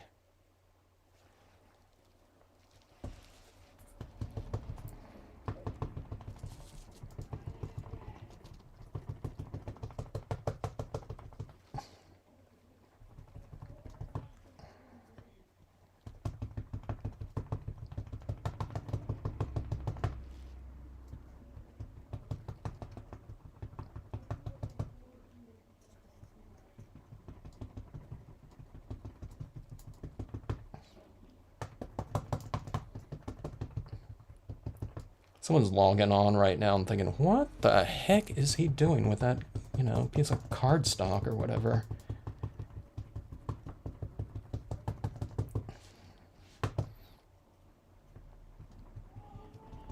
Okay, a little bit more of an edge. There we go. All right. Here we go. So I utilized my Brilliance Gold here. Some people used to use, I don't know if it was before we had metallic pigment inks, okay, but we'd take those kind of thicker, like chisel tip or bullet tip, gold and silver paint pens and go around it. And some people use like gold and silver tape.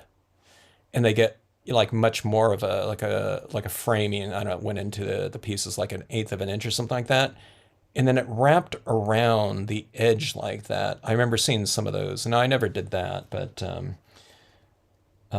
they looked really good.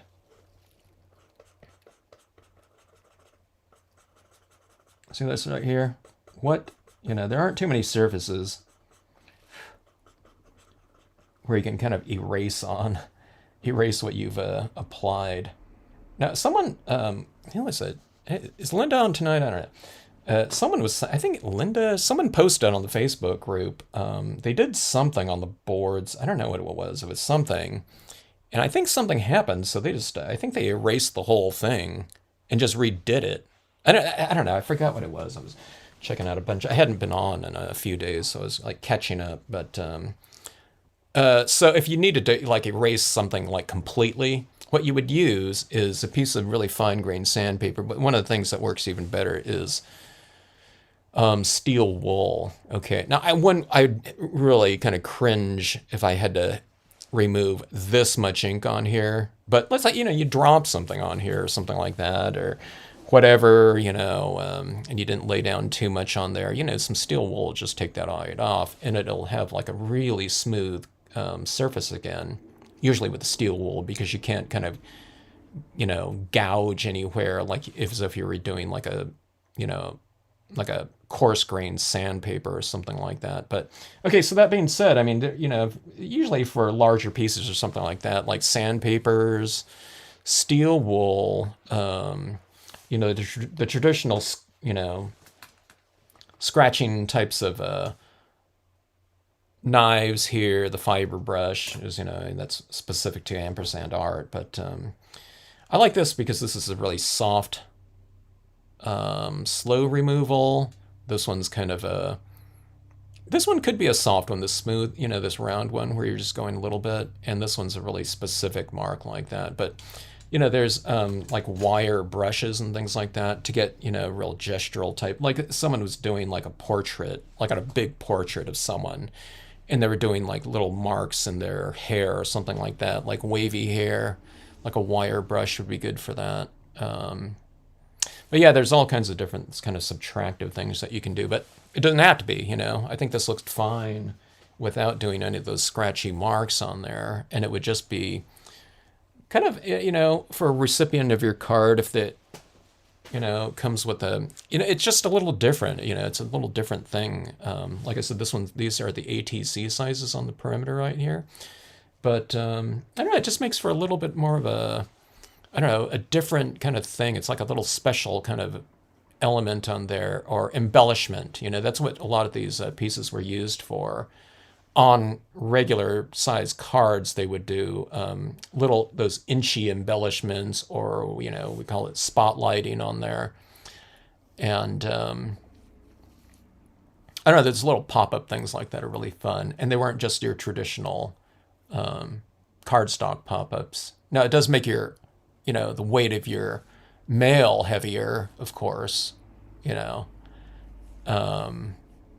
Depending on the size of it, it still might be under, like, I don't know, if you're in the U.S. and, you know, an ounce. But I'm not sure if those can still go through. They might go through the auto sorters. I'm not sure.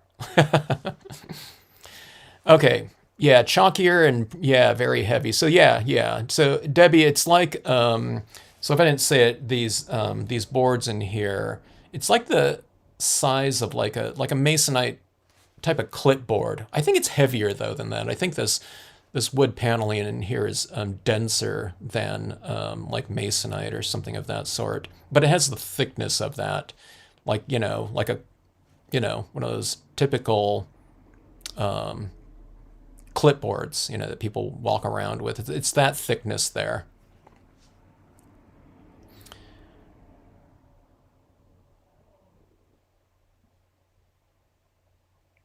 Yeah, Claybord is matte. I find that the Claybord is more closer to like a semi-gloss, though. It has a little bit of a sheen to it, and the density of the surface reminds me of my semi-gloss pieces. Cactus has spines. You can do a little spine work on there, too, with those little check marks like that. Everything's like nice and prickly out there in the deserts, right? You know, all those things for its protection. I saw this how bighorn sheep. There's this video on how bighorn sheep eat barrel cacti, and it's like they're pounding their heads, their horns into these like red ball cactus. I used to see that all the time out in you know, I was hiking around. It's like this ball cactus out there, but like eaten out. I didn't know what it was. I didn't know it was eaten out though, but it was like the bighorn sheep doing that. It's like just munching down, you know, through all those you know, that protective barrier. A train going there, the desert would look cool. It would look cool. Our aerials. How do you pronounce that? Okay, so I'm reading that. It does. Yeah, I think I've heard of that before. Put it on the opposite side of glitter is fairy farts. That'd be a good would that'd be a good quote, Froggy Fresh for a stamp.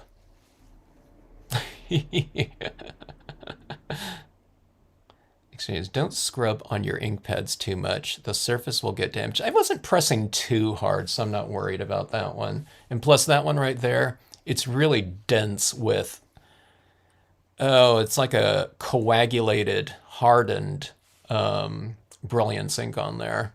These are pretty smooth on the sides too, you know. I probably wouldn't do that too much on my Maybe not on the Marvy pads, on a newer Marvy pad, but most of my Marvy pads are like 20 years old. Okay, so, we were talking about that, what's your favorite black ink? And I can get another type of pad and use my Marvy reinkers because I have a decent amount of them, but I am probably going to be switching off to a different type of black ink. No, I don't know if I can use this one, the hybrid for everything. Like, I haven't tried the hybrid on like a glossy cardstock. It probably wouldn't work. It would probably work on this, but this is a pretty good candidate for me. Like I said, I love some of the other ones too, but just in terms of the compatibility types of things, I'll go with my Claire, my StazOn, the Brilliance Black on the printable vinyls. But this is a pretty good candidate if it works on things like the semi-gloss cardstock. Or on something like this, I think it would work pretty good. Maybe even better, I don't know. It might have been more surface-oriented. But I don't know if I can go in there and start scratching away on the night. I think it would have taken longer to dry. Or, certainly the VersaFine Claire would have taken a little bit longer to dry. And I on this surface right here, I think you can do the same scratching types of marks on there. Through these other types of inks, it would just be whatever's going to give you the best, whatever your favorite impressions.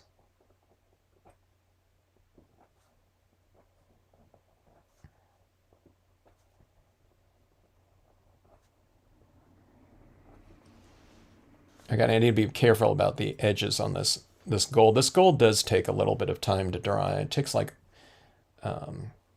with the weather these days, for me, it takes like overnight to dry.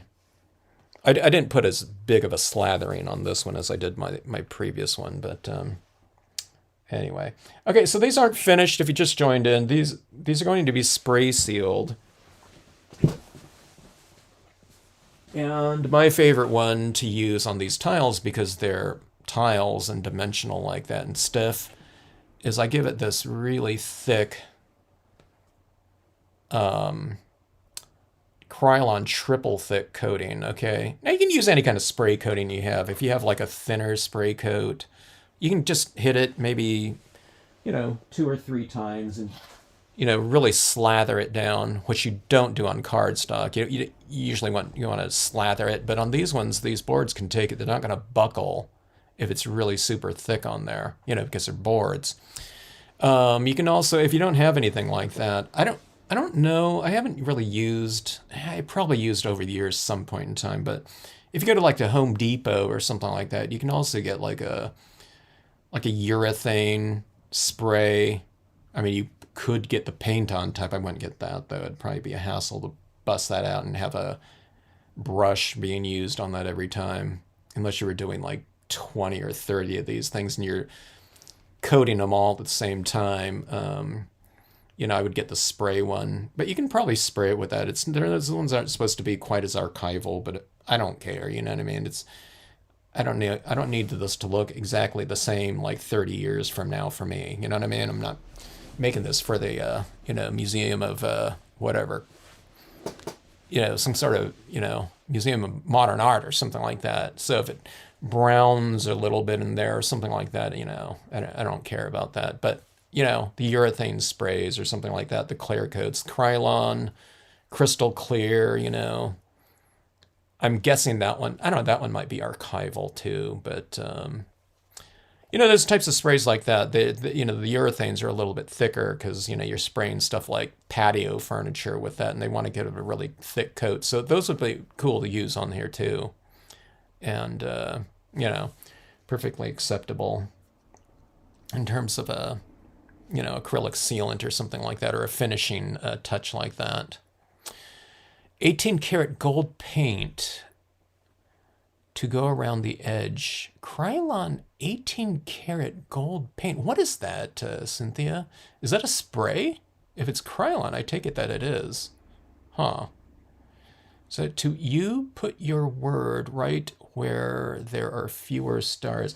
I could put it right there. I'll think about doing that. I might, I don't want to handle this right now and stamp that thing on there. But I might do that. I think it'll finish this piece off really nice. I think I'm going to do dusk on there, or maybe, let me see. I think this would be better, the twilight one. To me, this is like after, post, you know, sunset. I don't know, my favorite time of day is like twilight for color. I could put, you know, sunset would be okay on here too. I would have that a little bit higher on my horizon, but I think the twilight one will be good. Like that. I don't know, there's only like 3 little dots right there, and like 2 of them were the ones that could potentially kind of affect that. But if it doesn't print out in there or something like that, I'll just use my gold paint pen and just do a little touch up right in that spot for that. But I think it would look right in here.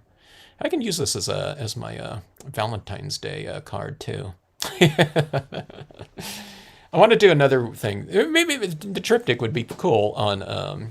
I was going to do this real pinkish, reddish scenario, and I like the mystic imagery for that, like pink spring blossoms in here. But I think the this formatting right here might be pretty cool for that card that I'm envisioning in there. Not with the cacti. I'm talking about the mystic stuff in there for those spring blossoms. But I really like this format, and I'll do another like just quick recap, or not recap, but follow-up video on what I add to this piece. So probably the quote in here, and then the matting around there, and yeah, that should finish this piece off nicely. So you can also, if you're ever doing these pieces, you can scratch your signature in here too. You know, nice and permanent. Okay, let's see. It says sticky. The urethane stays sticky for some reason. I don't find it. The ones that I've used in the past, I haven't used it for cards though, Chris, but I don't remember them staying tacky on the cards. God, it's been so long though. I've always just, you know, gone with the Krylons, or I don't know, I had some other brand of art. There was an art brand spray fix coating. I don't even know if I still have it.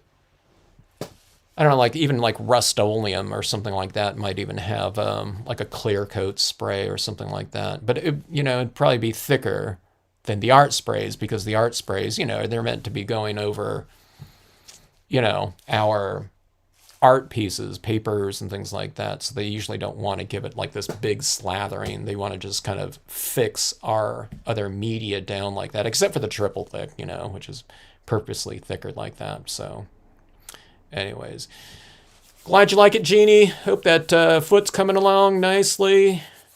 It is a paint pen. Oh, okay. They were used a lot to edge domino art pieces. Okay, got it. I'll have to take a look at that one. That would be cool. I do find that easier to use the pad, but like I said, that pad's a little bit temperamental, like I said. So I don't like using that too often. Maybe I'll use up, you know, this re-inker that I have, because I found that, you know, I better use this up quick, otherwise it's going to be like my silver one that's just completely useless, and it looks like sewer water. You know, with all the silver down here, and you can't shake this up to reconstitute, you know. So I'll use this up and maybe look into it. If I keep using the boards like that and just use that pen on the edges like that, that'll be cool. All right, folks. Yeah, thanks for joining in on this piece right here. I can't wait to format this and get it, you know, finalized. I really like the look of these pieces. So this is like, you know, spray sealed, like I said, but I like getting it onto these, you know, mounted it up on these pieces of metallic mirrored stocks like that. And I think that would be the one. Another one that would be good on this is like a Star Dream Gold or something like that.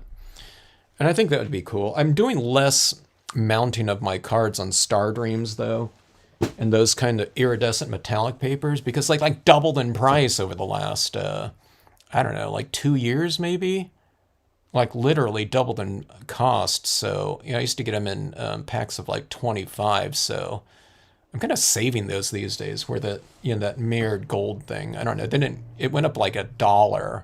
Ever since the I don't know, whatever the pulp shortages and all that started going on. So it's like 60 sheets for, I don't know, $18 these days or so. I don't know. It's something like that.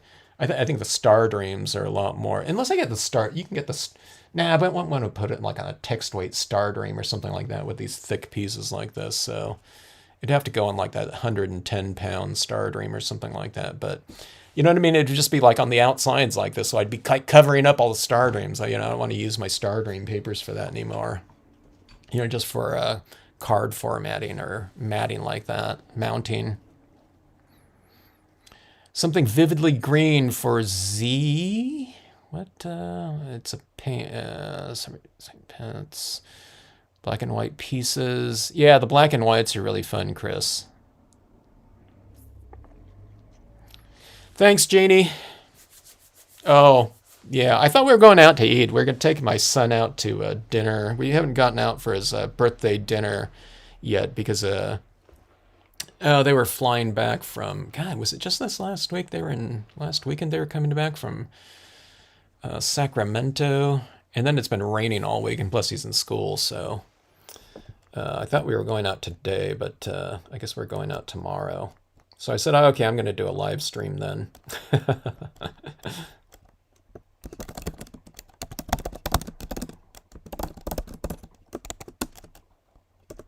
All right, thanks, everyone. Hope you have a great rest of evening. Have a great week. See, I can't get that. Can I zoom in close? Oh, I can zoom in closer. It's wobbly, though. It's still a little bit...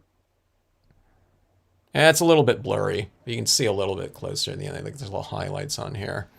Okay, thanks, everyone. Hope to see you on the next live.